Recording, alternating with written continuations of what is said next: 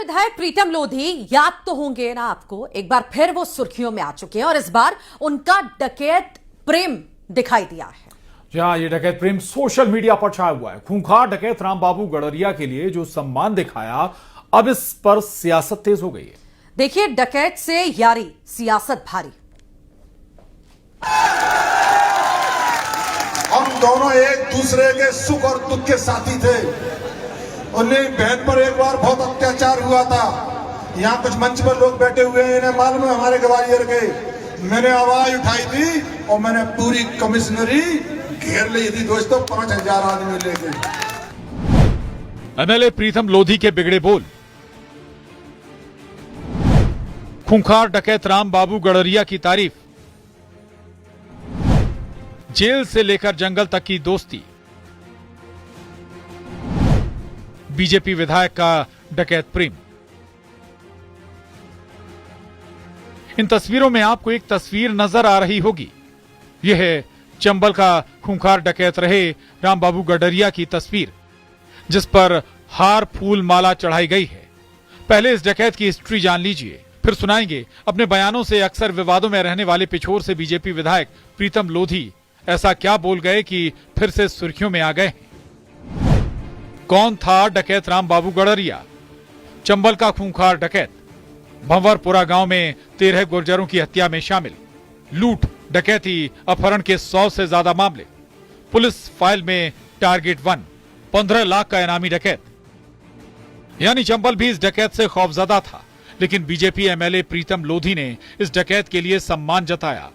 ऐसे महिमा मंडन कर रहे हैं कि पूछिए नहीं, जैसे कोई डकैत नहीं बल्कि कोई शूरवीर हो। उनकी परिस्थितियां मुझे मालूम थी। सामन साहियों ने उसको परेशान कर करके उसको डकैत बनाया था दोस्तों। नहीं, रामबाबू डकैत बनने लायक नहीं था। मुझे उसकी एक एक चीज याद है। अब आपको बताते हैं पूरा माजरा क्या है, क्यों प्रीतम लोधी फिर से विवादों में आ गए हैं। इस बार प्रीतम लोधी ने 15 लाख के इनामी रहे दुर्दांत डकैत रामबाबू गडरिया को अपना भाई बताते हुए उसकी जमकर तारीफ कर डाली। प्रीतम लोधी ने कहा, मैंने हमेशा डकैत रामबाबू गडरिया का साथ दिया है। वो मेरे सुख दुख का साथी था, मेरा भाई था।